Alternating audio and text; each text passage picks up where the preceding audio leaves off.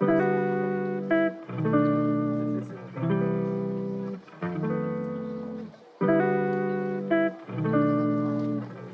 this is my finished college apartment bedroom. It's been a wild ride and I'm so excited to finally share everything with you guys. If you haven't seen the previous video, let me catch you up to speed. Essentially, I found 5 interior design students to redesign my college apartment bedroom, and how we did that was I joined the Associated Students of Interior Design Club at UC Davis. I went to all the meetings, met all the members, and pitched my crazy idea to which 5 design students wanted to take part in. Alexa and Jake teamed up to produce a super clean and minimalist design. Raven decided to work on her own to create a dark green gamer aesthetic, and Olivia and Audrey teamed up to produce what we have right here.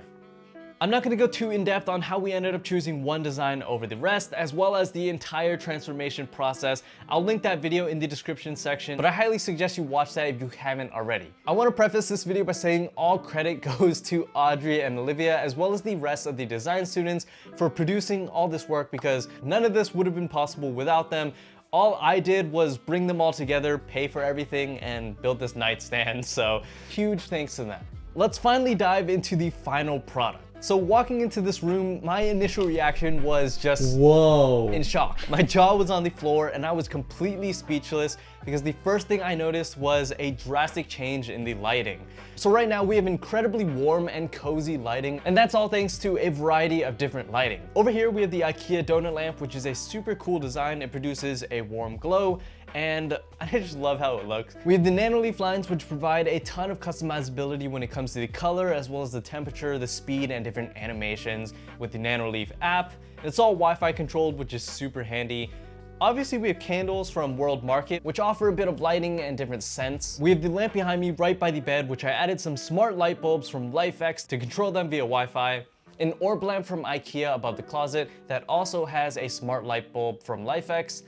And this thrifted lamp right here, which I believe was in a wine bottle at one point, and that looks super cool. So let's talk about the desk setup, which I'd say is probably my second favorite part and is probably where I spend most of my time in this room. I bought an adjustable sit-stand desk off of Amazon, and this is with a white tabletop with black legs to change up my stance at the desk and promote blood flow to my body and all that good stuff. My PC is in the Fractal Design Terra case in the jade green color, which matches perfectly with this room over here. I have a Core i9-13900K from Intel, as well as a 3080 Ti. The rest of the specs will also be linked in the description section of this video, as well as everything else in this room. A monitor, we have a 32-inch 4K monitor from MSI. I believe it's also 144 Hz, so it's great for gaming. And it's an IPS panel, so it's also color accurate, which is perfect for video editing and other content creation work. My mouse pad is an old mouse pad from Gutsy Aiden. I believe he doesn't sell them anymore, but this is just a white, clean mouse pad, pretty compact and small one. I have 2 mice. The first one is the Logitech MX Master 3, and this is the perfect mouse for productivity. You get the horizontal scroll wheel, which is great for video editing, as well as scrolling through spreadsheets. You get wireless connectivity with 2.4 gigahertz. The second mouse I have is from Logitech. I believe this is the G502X. I use this for gaming. It's a pretty great mouse. It's also a white color scheme, which looks super clean. My keyboard is from Asus. This is the Asus ROG Falchion RX low profile keyboard. Super low profile keys, reminiscent of a laptop. I believe the switches are also pre-lubed, so they're nice and quiet. For headphones, I actually have 2 pairs of headphones. I use the Sony WH-1000 XM5s. I've been using them ever since they came out. They've been fantastic. I also use the Bose Quiet Comfort Ultras, and those are amazing headphones. I have a 1080p webcam above the monitor from Logitech just for video calls and all that stuff. The Samsung Freestyle projector over in the corner just in case I ever want to set up a projector. I have a leather headphone stand from Grovemade, as well as a couple other knickknacks like the plant that's in a pot from IKEA, and some decor I have from Qualcomm like this Rubik's Cube. This chair I'm sitting on right now is a mesh chair from FlexiSpot. It's an awesome chair with great lumbar support and also good breathability. Right above the desk setup, we also have a poster from IKEA, and this is a wireless headphone diagram. I just found this when I was walking around IKEA. It was on sale, heavily discounted, and I just thought it looked super clean and minimalistic, so that's why we have it right above the desk. And right behind me is the bed, which probably also got one of the largest transformations. So the bed frame and the mattress itself came with this room, but We decided to change up the design of this by adding extra pillows at the back, changing up the pillowcases to green and white, as well as adding a decorative throw pillow, a new bedspread from IKEA. This was just a quilt that we added at the bottom of the bed, and a new green top sheet from IKEA to effectively blend together this green design. And on top of the bed is a really cool poster from Bauhaus. So right by the bed, we have the Malm nightstand from IKEA. It's a wood-colored nightstand. I wouldn't call it real wood, but it offers practicality with 2 drawers at the bottom. I have my cologne on the side, as well as a wireless charger for my phone and Apple Watch, and obviously the IKEA donor lamp sitting right on top of the nightstand as well. We also have a tray on top of the bed with a candle on it for decorative purposes, but the tray does serve a use if I ever use my laptop on top of the bed and just have a surface to use it on. Moving over to the closet section of the room, we decided to keep the open closet design, but switched up the hangers by going with wood hangers from IKEA, and I think it looks super clean. We have that IKEA orb lamp, some business books right next to it, and sitting on top of the business books, Olivia actually donated her Monstera plant. Thank you so much to Olivia for doing that.